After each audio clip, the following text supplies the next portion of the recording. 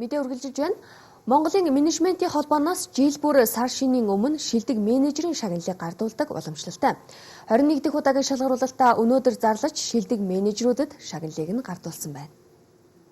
Монголын менежментийн холбооноос жил бүр уламжлал болгон зохион байгуулдаг шилдэг менежер шалгаруулах ёслолын арга хэмжээг өнөөдөр зохион байгууллаа. Шилдэг менежерүүдийг улс төр нийгмийн эдийн засгийн бүхэл салбарыг хамруулан шалгаруулдаг юм а. 21 дахь удаагийн шалгаруулалтаар салбар бүрийн 6 менежерийг тодруулсан. Тухайлбал улс төр нийтийн захиргааны шилдэг менежерээр хөдөлмөрийн сайд Санжмат шалгарсан бол үйлдвэрлэл эдийн засаг банк санхүүгийн шилдэг менежерүүд оюут талга Ньютл компани болон Хас банкнаас шалгарсан байна. Эдгээр шилдэгүүдээс нэгийн эрхмийг онцлмоор санагдсан. Энэ эрхэм бол оюутлогын усны нөөцийг анхлан судалж улс орны эдийн засгийн хамгийн том хөшүүрэг болох оюут толгой төслийг хэрэгжүүлэх анхны шанг таталцсан усны менежер Санжд орж юм а.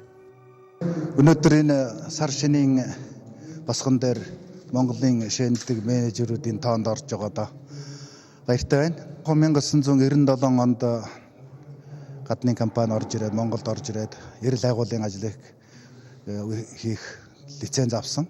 Тэгээд тэр BHP компанид би геологчоор ороод ажиллаад 5 жил ажиллаад тэгээд орд маань ерөнхийдөө том орд болох нь тодорхой, үйлдвэр байгуулах нь тодорхой болсон. Тэгэхээр зэрэг тэрний одоо хөдөр боловсруулах усны хайгуулд шилжиж ажиллаад бас нэг 5-6 жил ажиллаад тэгээд усаач олсон. Менежментийн холбоо өнгөрсөн хугацаанд салбар бүрээс 120 гаруй шилдэг менежер тодруулсан байна. Эдгээр шилдэг менежерүүд өнөөдөр салбартаа тэргүүлэгч нь байж, удирдах чадвараараа улс орны хөгжил дэвшилт тодорхой хувь нэмрийг оруулж байгаа гэдгийг зохион байгуулагчдын зүгээс хэлж байсан юм а.